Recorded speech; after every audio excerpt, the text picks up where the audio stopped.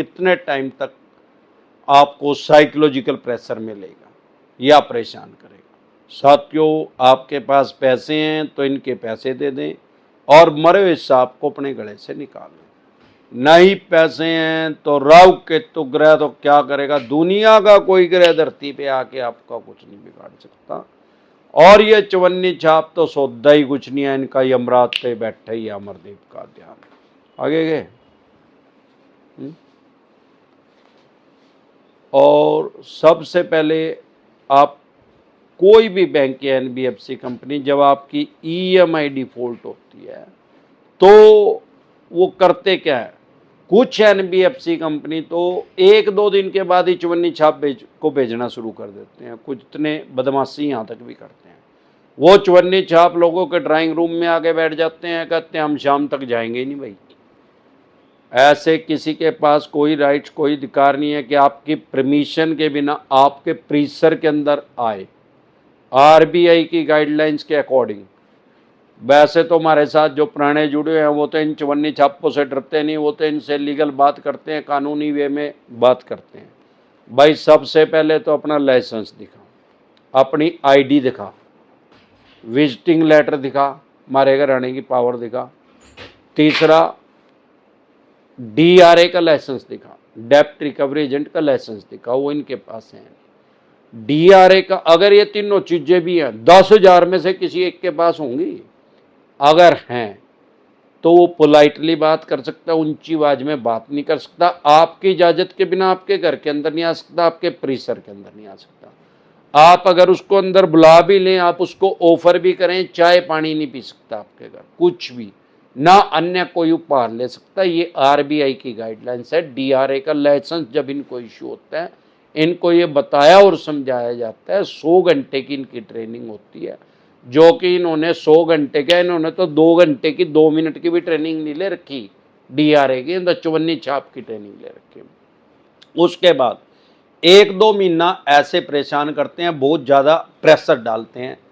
उसके बाद ये शांत हो जाते हैं कुछ टाइम के लिए, 15-20 दिन, महीना, ना तो किसी चवन्नी छाप का फोन आएगा, ना कोई चवन्नी छाप आएगा, रुक जाएंगे।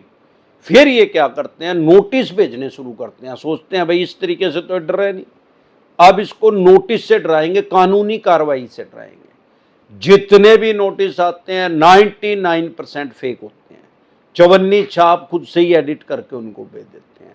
जब भी कोई नोटिस आए, फेक नोटिस डिसेंटेड वाले लिख के वीडियो देखें, आपको पता लग जाएगा जो नोटिस आया वो फेक है क्या जेन्युइन है। अगर फिर भी जेन्युइन लग रहा है, इन्होंने आपके ऊपर केस कर दिया है, तो अपने फोन में ई कोर्ट लोड कर ले। ई कोर्ट नाम से एक ऐप है जिसमें कोई भी चवन्नी छाप फेक एंट्री नहीं कर सकता। हमारे देश में लगभग 5 करोड़ केस चले हुए हैं और सारे ई कोर्ट के अंदर अपडेट हैं।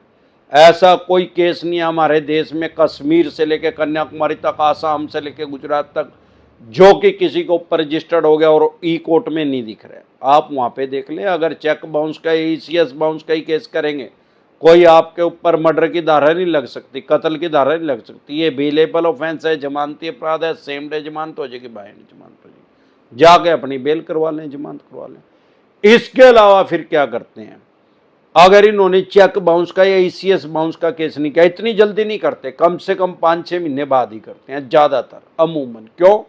इनको ये पता है अब इसको घर बैठे बैठे डरा दो, अगर ये एक बार कोर्ट में चला गया, वकीलों के माथे लगे, इसको सारा कानून पता लग जाएगा यार, इसको समझ में आ जाएगी। रहे तो बेलेबल ऑफेंस है, जमानत तो हो ही गई, इसमें घंटा नहीं बिगड़ता।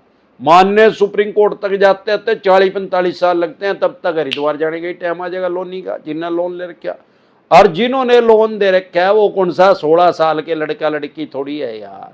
16 साल के लड़के या लड़की को तो आरबीआई से लाइसेंस ही नहीं मिलता। अब जिसने लाइसेंस ले रखा है उसकी उम्र 30-35-40 साल मान लें, तो 45 साल में उसका भी बोलो राम हो जाएगा।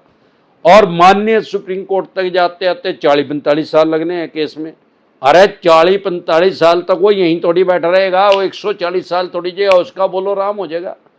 तब होगा क्या? इसीलिए इन चवन्नी छाप उठाई गए कुत्तों को पाला रखा है। ये लोगों को डरा धमका के 40-45 दिन में ही पैसे ले आते हैं।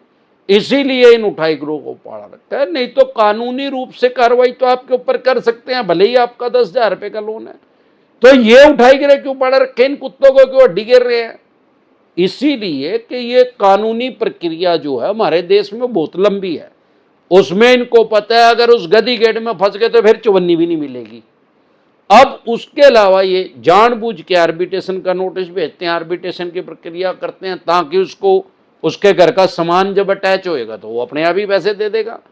इसलिए ऐसी प्रक्रिया करते हैं। अगर 9 महीने तक इन्होंने ज्यादातर जो कम अमाउंट का लोन है उस पे चेक बाउंस का, ईसीएस बाउंस का भी केस नहीं करते। क्यों नहीं करते? क्योंकि चेक बाउंस या ईसीएस बाउंस का केस करने के लिए इनको सबसे पहले उस लोन को एनपीए में डालना पड़ेगा, नॉन परफॉर्मिंग एसेट में। ऐसा पैसा जो बैंक या एनबीएफसी कंपनी को फायदा नहीं दे रहा। अब वो एनपीए में का रेशो अगर इनका बढ़ेगा तो ये खुद से ही नंगड़ हो जाएंगे। सबसे पहले तो ये शेयर बाजार में लिस्टेड हैं जितने भी बैंक एनबीएफसी कंपनी है, इनका शेयर धड़ाम से नीचे गिरेगा। इनका शेयर जो है वो चूहा बन जाएगा, मुस्सा बन जाएगा। इनके शेयर को 100 रुपए के शेयर को 2 रुपए में नहीं लेगा कोई। और उसके अलावा जितने बैंक हैं, बैंक अगर बैंक का रेशो बढ़ेगा, जैसे पीछे लक्ष्मी विलास बैंक डूब गया, उसका 26% एनपी हो गया, मतलब 100 आदमियों को उसने लोन दिया, 26 आदमियों ने वापिस इन दिया, वो नगद हो गया, उस पर ताला लग गया। अब आरबीआई की क्या गाइडलाइंस है, कोई बैंक अगर डूब गया, ताला लग गया, तो जिस भी आदमी का उस बैंक में अकाउंट था उसके सिर्फ 5 लाख रुपए तक मिलेंगे। 5 लाख तक का इंश्योरेंस है, आरबीआई की गारंटी 5 लाख तक की है। फॉर एग्जाम्पल उसके 5 करोड़ रुपए थे किसी के लक्ष्मी विलास बैंक में, तो उसको 4 करोड़ 95 लाख रुपए उसके बैंक के बाड़े में चले गए, खत्म। और उसको सिर्फ 5 लाख रुपए मिलेंगे। अब किसी के 25,000 रुपए थे उस बैंक में, क्या उसको भी 5 लाख मिलेंगे? उसको सिर्फ 25,000 रुपए मिलेंगे। सामान्य बोलचाल की भाषा में 5 लाख तक का जिसका अमाउंट लक्ष्मी विलास बैंक में था उसको वो पैसा मिलेगा, उसका सिक्योर है। 5 लाख से ऊपर का जितना भी उसका अमाउंट था, चाहे एफडी था, आरडी था, सेविंग अकाउंट था, करंट अकाउंट था, किसी भी रूप में उस बैंक में रखा था, वो सारा बैंक के बाड़े में गया, खत्म हो गया। अब होता क्या है कि आम आदमी आजकल अवेयर है, जागरूक है। वो क्या करता है, किसी बैंक में अपना अकाउंट खुलवाने से पहले देखता है उसका, भाई इसका एनपीए का रेशो कितना है। अगर उसका रेशो ज्यादा है तो उसमें अकाउंट ही नहीं खुलवाता, ना सेविंग खुलवाएगा, ना करंट खुलवाएगा, ना एफडी करवाएगा, ना आरडी करवाएगा, ना और कोई बैंकिंग करेगा, तो खुद से ही नंगट हो जाएंगे।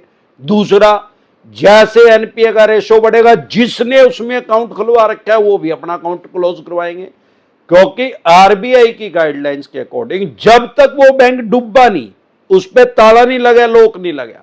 किसी आदमी के 5 करोड़ रुपए हैं, भले उसका 26% एनपी हो रहा है, डज नॉट मैटर, उसको वो 5 करोड़ रुपए ही वापसी देने पड़ेंगे। वो ये नहीं कह सकता कि भाई मेरा तो एनपीए का रेशो बढ़ रहा है, मेरे पे तो पैसे नहीं है। जिस दिन नंगड़ हो जाएगा, जिस दिन ताला लग जाएगा, जिस दिन वो बैंक डूब जाएगा, उस दिन वो गाइडलाइंस इशू हो जाएगी, इंप्लीमेंट हो जाएगी, उसके ऊपर लागू हो जाएगी कि भाई 5 करोड़ के सिर्फ 5 लाख रुपए मिलेंगे। जब तक वो बैंक डूबा नहीं तो उसको आपके पूरे पैसे देने पड़ेंगे। अब एक दिन में तो 26% नहीं होएगा, अरे राम राम से बढ़ेगा ना भाई। अब जैसे जैसे उसका एनपीए का रेशो बढ़ेगा, लोग सेविंग अकाउंट बंद करवाएंगे, करंट अकाउंट बंद करवाएंगे, एफडी करवाएंगे, आरडी तोड़वाएंगे, अपना पैसा निकाल लेंगे। जब तक वो खुला हुआ, जब तक वो उसको बंद ही नहीं कर, रोक ही नहीं सकता उसको पैसे देने से। तो इसलिए ये एनपीए का रेशो बढ़ने से रोकने के लिए कम अमाउंट के लोन पे ना चेक बाउंस का केस करते, ना ईसीएस बाउंस का केस करते, चवन्नी छाप कुत्तों को उसके पीछे लगा देते। अगर चवन्नी छाप उठाई गिरोह से भी ना निकले पैसे तो आर्बिट्रेशन की प्रक्रिया करते हैं। आर्बिट्रेशन में भी अगर इनके हाथ कुछ ना लगे, भाई कोई आदमी ऐसा हो पहले ही नंगट हो रहा है, उस पर कुछ है ही नहीं, उसके मकान के अंदर कुछ है ही नहीं, वो पहले ही तड़स होने लग रहा, तो उसका अटैच का बापा का घंटा करेंगे। और अटैच क्या कर सकते हैं भाई, कोई मकान में घर में उसके सामान है, सोफा है, बेड है, कूलर है, एसी है, डाइनिंग टेबल है, गैस सिलेंडर है, चूल्हा है, या अन्य कोई जो भी उसकी चल संपत्ति है उसको अटैच कर सकते हैं।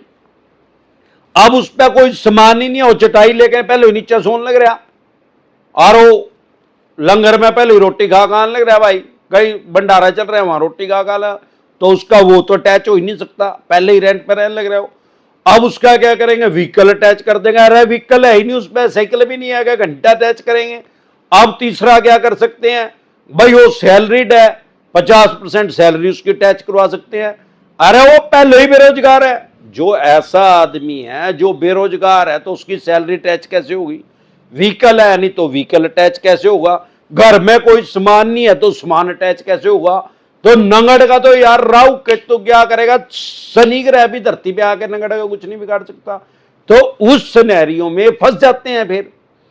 अब उससे पैसे कैसे रिकवर करें, अगर उसके ऊपर चेक बाउंस का, ईसीएस बाउंस का केस करे तो उसके लोन को एनपीए में डालना पड़ेगा, एनपीए में डाले तो रेशो बढ़ेगा। इसीलिए जो हैवी अमाउंट के लोन होते हैं उनको तो एनपीए में डालते हैं। मान लो किसी को भी एनपीए में नहीं डालेंगे, फिर तो अपने आप ही 100% रंगड़ होंगे यार, फिर तो कोई पैसे नहीं देगा इनके।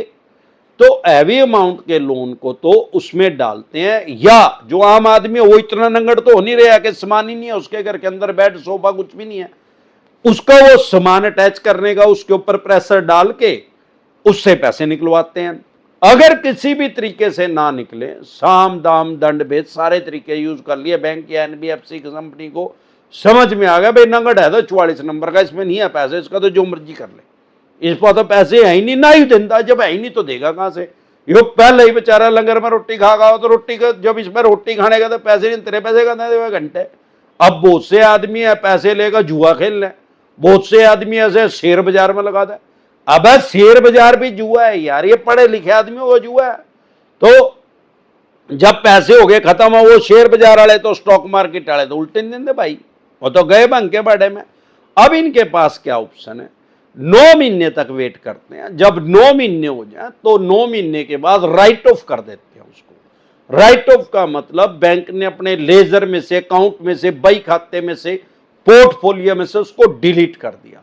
बैंकिंग की भाषा में उसको बट्टा खाता बोलते हैं, और अमरदीप कादियान की भाषा में बांक के बाड़े में बोलते हैं उसको। भाई अब यही पैसा नहीं मिलेगा किसी भी तरीके से, क्योंकि उस 9 महीने में उसने सारे तरीके यूज करके देख लिए। चाणक्य जी ने 3000 साल पहले बताया था कि 4 तरीके हैं सारी दुनिया के अंदर कोई भी काम करवाने के, साम दाम दंड भेद, चारों तरीके इन्होंने यूज करके देख लिए। लेकिन वो चारों तरीके नंगड़ के ऊपर नहीं इंप्लीमेंट होते, अलग नहीं होते, जिसमें पैसे ही नहीं है। अब उसके ऊपर 4 के, उसके ऊपर तो 400 तरीके यूज करके देख ले, जब उसमें पैसे ही नहीं है तो देगा ही नहीं। तो ऐसे लोनों को ये राइट ऑफ कर देते हैं, और बाद में किसी अन्य छोटे बैंक या एनबीएफसी कंपनी को कबाड़ी के रेट में 5-7% में, जो भी प्रिंसिपल अमाउंट है उसका 5-7% में उसको सेल आउट कर देते हैं, बेच देते हैं, फिर वो दूसरे चवन्नी छाप उठाई करे उसके पीछे पड़ते हैं। तो इस तरह की कानूनी प्रक्रिया आम और खास आदमी के साथ ही